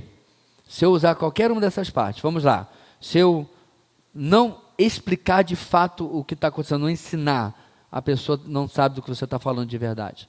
Se eu ocultar a essência do Evangelho, ela vai ser salva pelo quê? Se o Espírito Santo usa o Evangelho. Se eu não tiver o objetivo de salvar essa vida, de transformar a vida da pessoa pelo Evangelho, deixar claro, entende, irmãos? Cada parte vai faltando, eu acabo simplesmente não cumprindo o objetivo pelo qual sentei com aquela pessoa para aquele dia para conversar. Vamos encerrando hoje, irmãos, 3 implicações para a vida da igreja. A última página, 49 aí, penúltima. A igreja local é o plano de evangelização de Deus. É o programa evangelístico de Deus. Nós somos, irmãos. Por isso que uma das coisas mais positivas que você pode fazer para uma sociedade, para uma comunidade, é plantar uma igreja. Eu estou acompanhando uma igreja lá no sul do Brasil, nas notícias, e ela está lutando quase fechando. E alguns colegas têm conversado com esse pastor, plantador dessa igreja, o que ele pode mudar, o que ele não pode, mas o ponto é pacífico. Eles precisam daquela igreja naquela cidade. A única outra igreja que eu tenho conhecimento nessa cidade não tem profundidade no evangelho, já começou com os glaceis, as invencionices. Essa igreja verdadeira não pode morrer. Essa é a esperança, humanamente falando, de que aquela cidade ouça de fato o evangelho. Plantar uma igreja, irmãos, transforma sociedades. Quando Charles Spurgeon assumiu seu primeiro ministério em uma cidade, se eu não me engano, litorânea, do interior, a cidade era tomada por bares, prostíbulos e gente sem nada para fazer na vida. E detalhe, nem existia Bolsa Família, mas não conseguia fazer nada na vida. Aí, Charles Spurgeon chega, assume a igreja que estava morrendo, e a igreja começa a crescer. Eu não lembro quanto tempo depois, mas não foi muito tempo, 2 anos depois, a demografia da igreja, da cidade, mudou drasticamente. Bares fechados, prostíbulos fechados. Domingo, a cidade era fantasma, estava todo mundo na igreja. O que mudou, meus irmãos? O governo? A educação? Mais emprego? Não. O evangelho. Ele é o plano de Deus, irmãos, pela igreja local, para mudar comunidades inteiras. A grande comissão foi dada à igreja. Cada membro tem sua parte, mas vamos nos lembrar de que não a cumprimos sozinhos. Precisamos tornar a igreja o elemento central de nossos esforços evangelísticos. Em nossas reuniões, o evangelho precisa ser claramente comunicado aos incrédulos, incluindo a chamada ao arrependimento e à fé, seja nas músicas, seja nas orações ou na pregação. Devemos tomar cuidado com o linguajar totalmente estranho ao visitante, o evangeliquez, e explicar termos preciosos, que talvez ele desconheça. Evangelho, justificação, expiação. Nosso culto é primariamente para a glória de Deus e a edificação dos santos, mas isso não exclui o aspecto evangelístico. Então, meus irmãos, a gente está numa exposição de Mateus. Quantas vezes, irmãos, eu abro parênteses durante a pregação e falo sobre arrependimento, sobre fé, sobre entregar a vida a Jesus. É a parte que você está pegando tudo que você já falou e está fazendo agora o gancho que atinge a pessoa que ainda não conhece o Evangelho. Além disso, nossa vida como igreja deve mostrar que há algo diferente em nós. Jesus diz que a nossa vida comunitária de unidade e amor vai exibir e recomendar o Evangelho ao mundo. Ao viver em amor, tornamos o Evangelho visível. Entretanto, se em nosso meio há divisões, intrigas e carnalidade, isso vai mentir sobre quem Cristo é e será uma grande força anti-evangelística. Por fim, devemos nos lembrar de que Cristo nos deu diferentes dons a cada membro da igreja. Se temos dificuldade na abordagem ou na explicação, peçamos ajuda a irmãos mais experientes. Eles podem nos ensinar e até mesmo estar conosco, conforme buscamos ganhar os perdidos. Uma rápida tirada, irmãos, daquilo que nós vimos aqui. Em primeiro lugar, é claro, meus irmãos, a clareza do Evangelho tem que estar presente. É por isso que músicas que falam sempre do ego da pessoa, da conquista da pessoa, não é o Evangelho, certo? Vocês percebem há muito tempo como a gente prioriza músicas que apontam para Cristo, que detalham o que é a salvação. E isso precisa ser uma cultura em cada culto, cada reunião da nossa igreja, ok? Outra coisa importante, meus irmãos, a questão da unidade. Veja as nossas mensagens no nosso retiro, certo? Aquilo, obviamente, não foi hiper planejado, até para o nosso retiro ficou um pouco indeciso nos últimos meses se aconteceria ou não, mas quando o tema, dentro de tantos anos, chamou minha atenção, eu já me acostumei como Deus faz isso, eu percebi, é isso aí que a gente precisa. Porque, irmãos, quando o mundo sai lá de fora, ele tem seus exemplos de unidade. Eu não sei como a sua categoria é, certo? Mas eu estou próximo à categoria hoje que é invejavelmente unida. É impressionante. O que eu fico pensando essa unidade é ao redor de determinadas coisas que passam, que são fúteis, que não são eternas. A minha esperança é que eles vejam no Evangelho, na igreja, uma unidade totalmente diferente, que é aquela que nós estudamos nesse fim de semana. Uma unidade que realmente está centrada na pessoa de Cristo, na sua obra, e em tudo aquilo que isso traz junto. E aí, finalmente, falando sobre os dons, de novo, remete ao nosso retiro. Nossas perguntas, irmãos. Analise. O culto em sua igreja tem apresentado, em sua igreja tem apresentado dominicalmente o evangelho e chamado pecadores ao arrependimento? Eu creio que sim. Podemos melhorar? Sem dúvida nenhuma. Mas a gente precisa, meu irmão, de um culto que fale das verdades do evangelho sem nenhuma desculpa.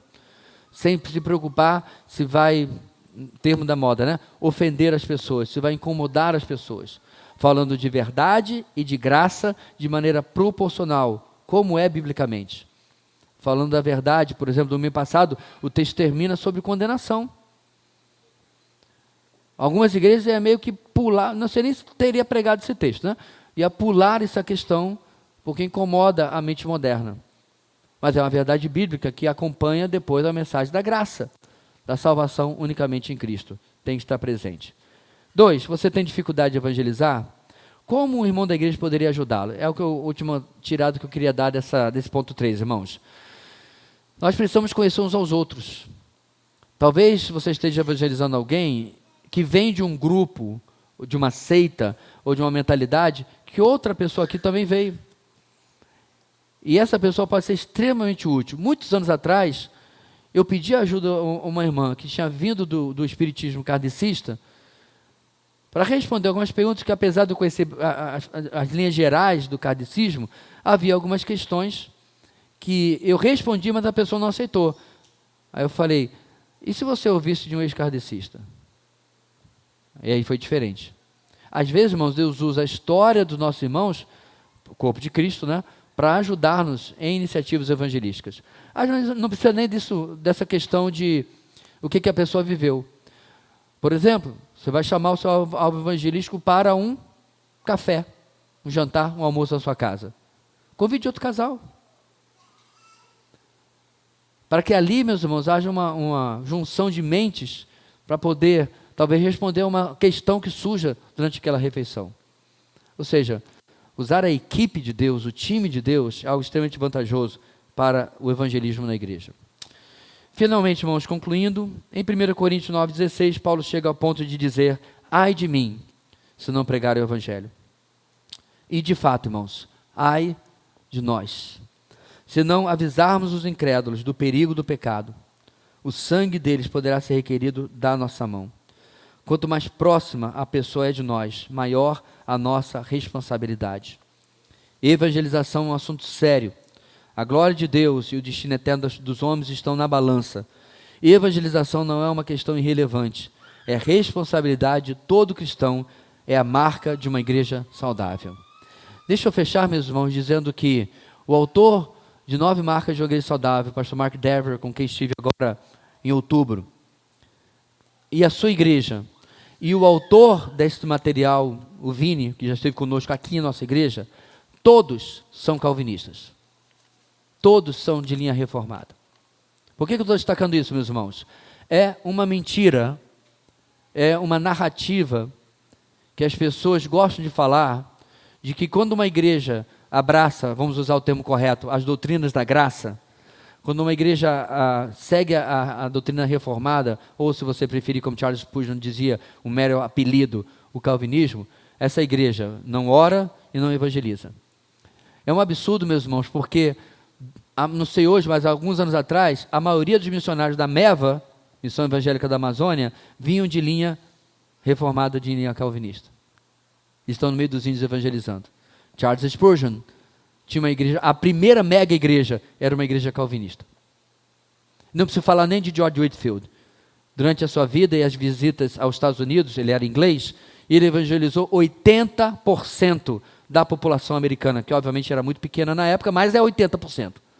De novo, meu ponto aqui, meus irmãos, é que crer que Deus elege o seu povo, crer que Jesus tem o direito de escolher a sua noiva, porque você escolheu a sua, mas aparentemente o evangélico médio acredita que é a noiva que escolhe o noivo. Crer que Deus pode escolher, Jesus pode escolher a sua noiva, Deus pode escolher o seu povo, e crer que é o nosso papel como povo anunciar o evangelho e anunciar que as pessoas decidam não é contraditório, ok? Isso é uma ordem bíblica. As duas verdades, mesmo que possam parecer paradoxais, estão nas Escrituras. Aliás, meus irmãos, crer que Deus escolhe as pessoas é a maior motivação para que eu evangelize. Sabe por quê? Porque quando eu prego o evangelho para o Sinfrônio, eu sei que Deus soberanamente vai alcançá-lo ou não e deixá-lo no estado que ele mesmo está e escolheu ficar. Eu estou misturando, irmãos, os assuntos, pegando um pouco da nossa EBD de tanto tempo atrás, porque talvez alguns estejam incomodados com o que esse final está dizendo, né? E tal, responsabilidade de todo cristão, marca de igreja, assunto sério, eu tenho que fazer, mas peraí, pastor, aqui nessa mesma igreja eu aprendi, nós somos eleitos. Irmãos, na mesma carta, Efésios, capítulo 1, Paulo fala sobejadamente sobre a eleição e a predestinação. Capítulo 2, ele fala sobre a salvação pela graça, mediante a fé. Ou seja, está tudo interligado, está tudo dominado, não tem nada fora do lugar. E sobejadamente Paulo fala, orem por mim, para que me seja dado. Por que Paulo evangelizava? Porque ele sabia naquilo que Jesus falou para ele, enquanto ele estava dormindo. O que foi? Continue a pregar, não se cale. Por quê, meus irmãos? Eu tenho muito povo nesta cidade. Meu papel e o seu, meu irmão em Cristo, é ir para o mundo, no ambiente de trabalho, na academia, na pelada do fim de semana que seja, no círculo do livro que você gosta de ler, clube do livro, aonde você vai fazer tricô, não importa. E arranjar, na sabedoria de Deus, encontrar os meios de falar aos pecadores que existe um Salvador, um grande Salvador, para qualquer grande pecador. Esse é meu papel e o seu. Amém? Deus querido, ajuda-nos como igreja a livrar-nos das desculpas, livrar-nos da omissão, sermos, ó Deus, ativos, proativos, intencionais, estratégicos, planejadores, em missão para evangelizar as pessoas ao nosso redor e no nosso convívio. Não permita, ó Deus, que isso fique apenas numa EBD, apenas num domingo pela manhã, ou apenas em um vídeo da internet.